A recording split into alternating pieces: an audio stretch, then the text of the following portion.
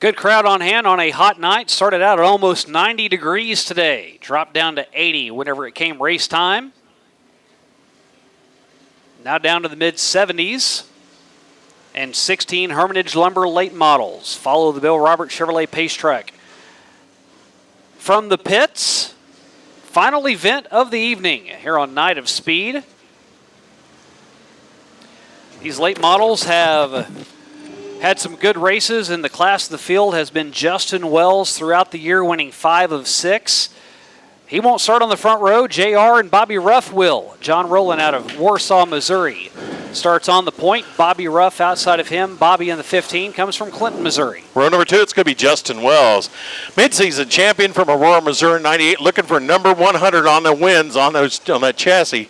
And Joe Walkenhorst, Elkton, Missouri in the 90. J.C. Morton just got done running the B-Mod, and he found the fast way around this track in his heat race. He starts in 5th, and flying Brian Allison from Marshall, Missouri in 6th. Tommy Cordray, former champion here at Lucas Oil Speedway from Browning, Missouri in the 5 car. And on the outside, Jason Sivils, the 0 car from Bolivar, Missouri. Fairgrove, Missouri is a small little town, so Cody and Sean have met. They're both from Fairgrove. Cody Nivens in the 60 and Sean Whitman in the 13. Larry Jones, the El Dorado Springs number 99. And Jimmy Dow, Boonville, couldn't get that out. Boonville, Missouri in the 81. Darren Phillips, first year in a late model out of Wheatland, Missouri. Frank Escamilla has been running the Cash Money Series. This is his first race at Lucas Oil Speedway. Going to try to make it a tradition for the rest of the year. Frank's daughter won the Power Wheel. She said she's going to show him how to win tonight here. Bob Cummings, the veteran from Sedalia, Missouri, the 6, and Cole Henson, the youngster, the 31 from Russellville, Missouri. Cole was scheduled to start dead last. He had some issues. It has not been a good, last calendar year for him. We'll elaborate on that as the evening goes along, but the green is in the air for the late models. They will roar to life here at Lucas Oil Speedway. Justin Wells, the 98 from Aurora, Missouri, the midseason champion, jumps out to the early lead as they come through. John Rowland, Warsaw, Missouri, now side by side with the 72 of J.C. Morton. Had a feeling Justin Wells was going to do exactly what he did. Starting in row number 2, back in 3rd. He already has more than a second lead over J.C. Morton. We said J.C. found the fast way around during the heat race. He did indeed, and that's exactly the same line he was at. He was running all the way up towards the cushion, trying to find the tacky stuff up there. He's turning some pretty good laps, but he's not anywhere near Justin Wells. There's about a 0.4 of a second between the two that are running in 1st and 2nd. As a side-by-side battle for 3rd has JR and John Rowland to the top side, and Joe Diffie, Joe Walkenhorst in that black diamond chassis number 90, taking the spot away for 3rd. As they roll through Walkenhorst in that 3rd spot, Rowland in 4th, rounding out top 5. As they come through here, that is Tommy Cordray. Cordray, the 5 car from Browning, Missouri.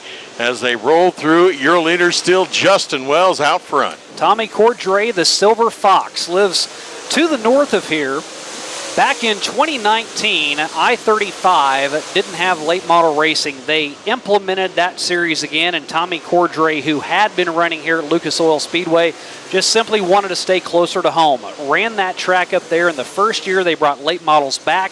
He won the title at I-35. That is his 5th track championship. He's got 3 up there. He's got 2 here at Lucas Oil Speedway.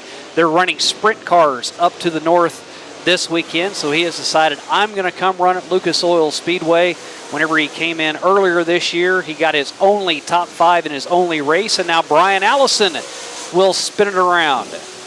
Caution comes out over in turn 4 for the 1A of Brian Allison, the man that is 2nd in points, but it's 2nd by a long shot. 92.5 points is the deficit he has to Justin Wells. He's the middle car in your picture. Little contact from the 60 of Nivens. Cody Nivens made enough of a brush up against him, and it was at probably the worst place in the track to do it compared to what these cars do right here. Absolutely, but I think Larry Ferris had his open car, I think, was a little bit different than what he normally runs here. In fact, it was different color, different number. It was a little hard to keep track of. Yellow light is out. We're going to go green flag out of turn number 4 this time. The 98 of Justin Wells brings him around. He sets to go. Green flag in the air. It is Justin Wells on the point. Jason Civils on the restart. You saw him there briefly on the top of your screen. Something breaks on the 0 on the restart. He went up high on the track, and he is still not up to speed on the front stretch. You see a little bit of a weave back and forth just to see if he can figure out what has broken on that 0 or if it's just a fluke thing, but I don't think that's a fluke thing. We're going to find out here shortly as Civils looks to try to keep up speed. I don't know if he is up to speed, but I think he thinks he's going to be okay. He's going to go to the back or back to his position. Jason had a bunch of home-built stuff that he had, both chassis and still had an engine sponsored or built by Fast by Frank, but that Longhorn chassis now that he has gotten him a top 10 on the season. All of those engineering logos that you see, he is an engineer, and that 0 that he has is a logo for, I'm not an engineer by any stretch. I did stay at a Holiday Inn Express at one point in time. But there are certain logos for engineers, and that's what his number is. Well, they're still checking him out. Now he's going to get back up to his spot on the restart, and then we'll be back underway. 5 laps down of 20 here tonight. As you mentioned, Justin Wells looking for win number 100 in that car. Whenever he started the season here at the Diamond of Dirt Tracks, he was only at 93. And as the season went along, we got closer and closer to the actual number on his car of 98. And that was a goal of his, was to get to 98. Well, he's by far and away surpassed that. And again, another poor restart as cars get sideways, middle of the pack again, and we still won't get a green in. And Darren Phillips, he was a victim of circumstance on this restart.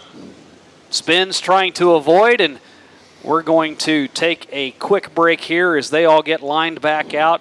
Hopefully, whenever we come back here on MAV TV, we'll get back to green flag racing action for the Hermitage Lumber late models. We've completed 5:15 to go from here in Wheatland. Jumps the cushion on one restart.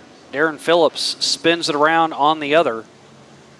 Both of those drivers get their spot back. Maybe third time's the charm for Justin Wells off of turn number 4.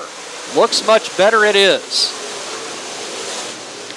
Justin Wells, the 98, takes the point. Here comes J.C. Morton. Morton on the move, gets around Walking Horse for that second spot. It is the 98 of Justin Wells on the point. He has got it set for as they come through Wells.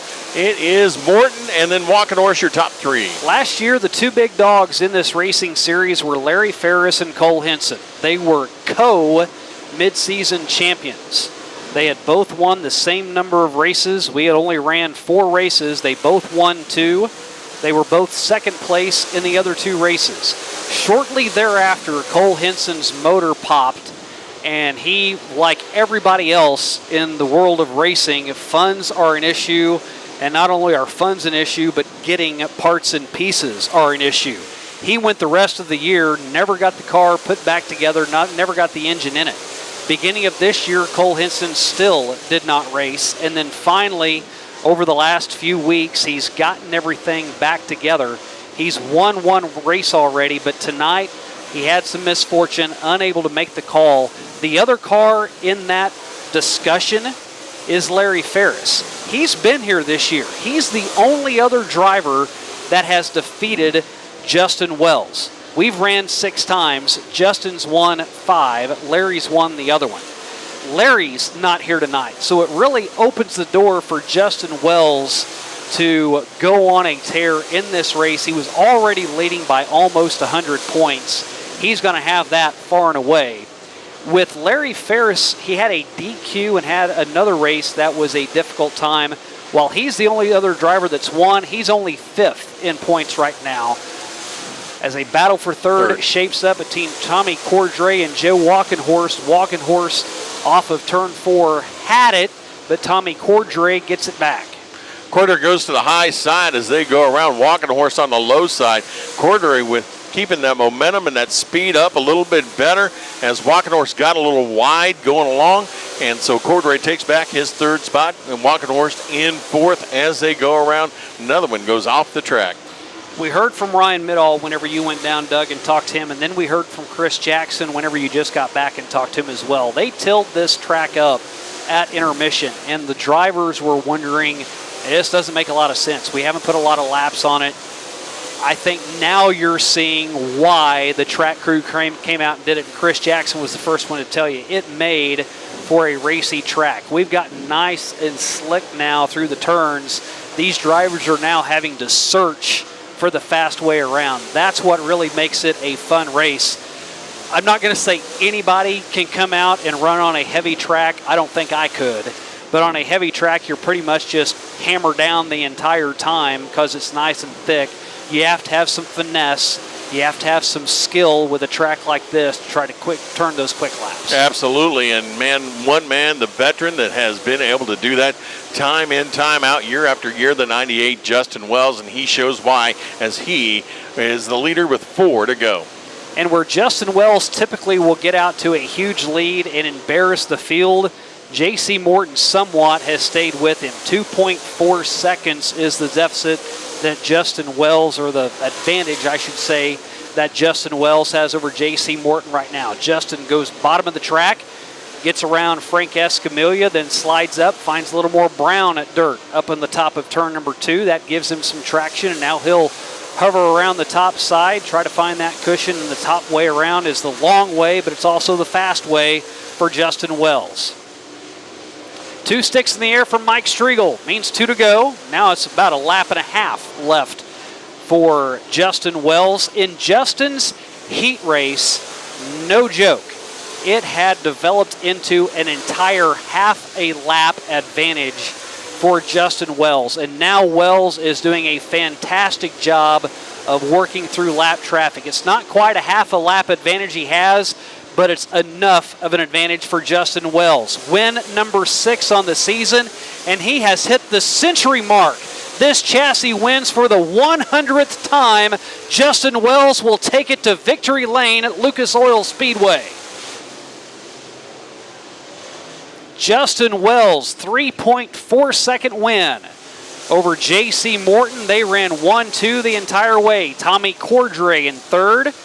Joe Walkenhorst and John Rowland, who started on the front row, in 5th. The rest of your top 10, Jason Civils had some issue, but able to finish on the lead lap. And the rest of your 16-car field, a couple of them not able to answer the bell, including Cole Henson, who gets a do not start. Justin Wells has made a living here at Lucas Oil Speedway this year, getting his 6th win. He gets the thumbs up. He'll make his way out to victory lane, and we'll hear from him next after our final race completed on Night of Speed from here in Wheatland, Missouri.